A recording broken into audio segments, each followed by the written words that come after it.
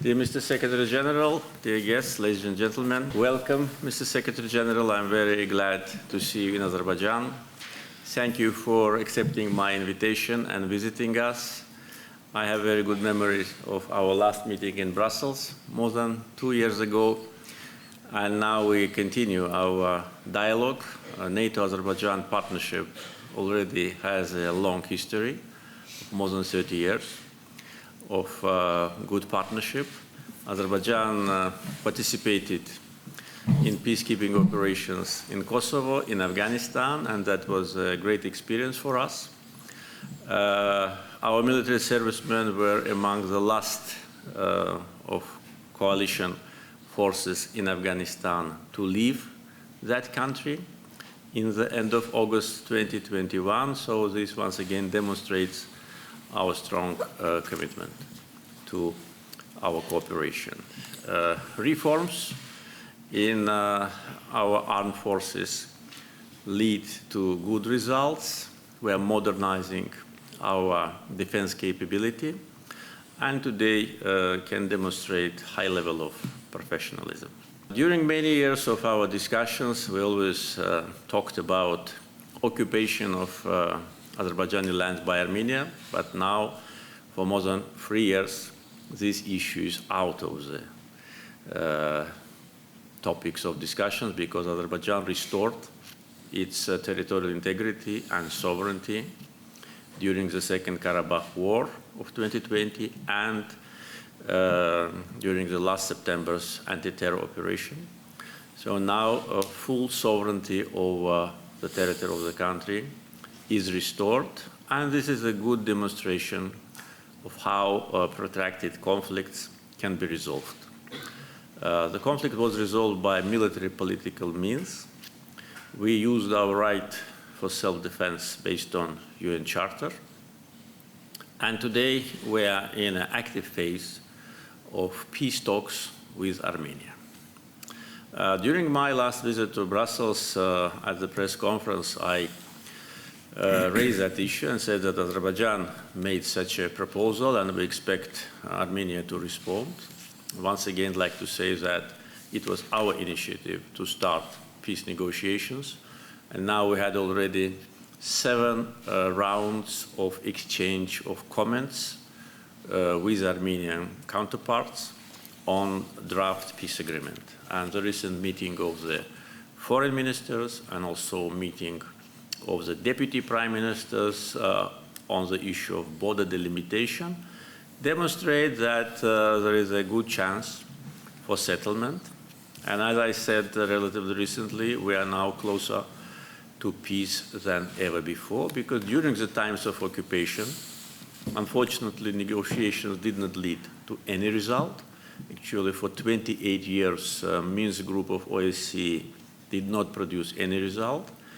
But now, as a result of restoration of territorial integrity of Azerbaijan, we are very close, I think, and I hope, to have a breakthrough. And that will be a very serious geopolitical change in the Caucasus. That will mean that peace will come to the Caucasus and long-awaited peace. Today we also discussed the issue of energy security with Mr. Secretary General. I informed him that since we met last time in Brussels, 2 more NATO member states became our partners with respect to natural gas supply. And today Azerbaijan is exporting natural gas to 8 countries. 6 of them are member states of NATO, and 2 partners to NATO. And I'm sure that in the coming years, the number of our partners will grow. European Commission calls Azerbaijan a reliable partner and a pan-European gas supplier.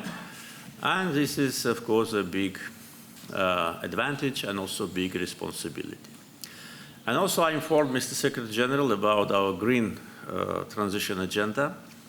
Azerbaijan was unanimously selected as a host country for COP29. This is a sign of recognition of our efforts on green transition, having rich natural resources, fossil fuel. We invest largely together with our partners to renewable sources. And I invited Mr. Secretary General to visit us this November in any capacity and to be part of our important conference. Once again, Mr. Secretary General, thank you for being with us and wish you a pleasant stay in Azerbaijan. Thank you so much, Mr. President. President Aliyev, it's great to be back in Baku. This is my first visit to Azerbaijan, to Baku as Secretary General of NATO, but it's not my first visit to Baku because I had the privilege and the honor of coming here several times in the 1990s as Minister of Energy of Norway. I have fond memories of those visits, not least because then I saw the vibrant and strong energy sector being developed in this country, and it's therefore great to be back, also to have the opportunity to discuss energy security, because energy matters for our security, and I welcome that Azerbaijan is developing closer and closer ties with several NATO allies, and that your country is playing a more and more important role in delivering gas, but also in the future power, electricity, to key NATO allies in Europe, and therefore you play an important role for the resilience of our societies. Also welcome to be here in Baku as Secretary General of NATO because, as you mentioned, Azerbaijan is a long-time partner of NATO. We have worked together for many years. We appreciate very much your contributions to our KFOR mission in Kosovo, but also, of course, your presence, your contributions to our mission in Afghanistan over many years was extremely important. And you're absolutely right, one of the last troops to leave Afghanistan was actually Azeri troops, because you were responsible for protection of the airport, which was a key task in the evacuation of the NATO presence in Afghanistan. So this demonstrates that our partnership is about political dialogue, but also about practical cooperation, and we welcome that. Then, of course, peace in this region is extremely important for the people, the countries in the region, but it also matters for the Black Sea region and for the North Atlantic security. And therefore, peace and stability is not only important here, but for security more broadly. Armenia and Azerbaijan now have an opportunity to achieve an enduring peace after years of conflict.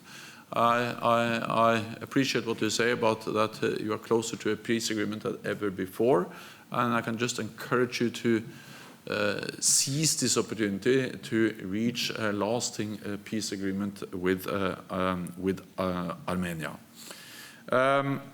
Then it is also important to highlight that, of course, when you look at the broader region, Ukraine is a Black Sea country. It's a country which is a partner of NATO, and Russia continues to conduct a war aggression against Ukraine. NATO allies are extremely concerned about the consequences of the ongoing war, and NATO allies provide support to Ukraine. I welcome the much needed support also Azerbaijan provides to Ukraine, also when it comes to humanitarian aid, which is much needed, but more support is needed because the situation in Ukraine is extremely difficult. Then I will say that we very much look forward to Azerbaijan hosting the next COP meeting. The climate change matters for security, and therefore it matters for NATO. Climate change is a crisis multiplier, and we see the effects of climate change all over the world, also here in Azerbaijan. And therefore the challenge is that the world needs energy, but at the same time we need to fight global warming. We need to reconcile the need for energy and environment. And not only is Azerbaijan exporting natural gas, but you are also now investing in alternative energies. You updated me on the great potential, also what you do when it comes to building out hydropower, but also wind power and solar power, and also connecting then your power production to the European market. So the COP29 will be an important milestone.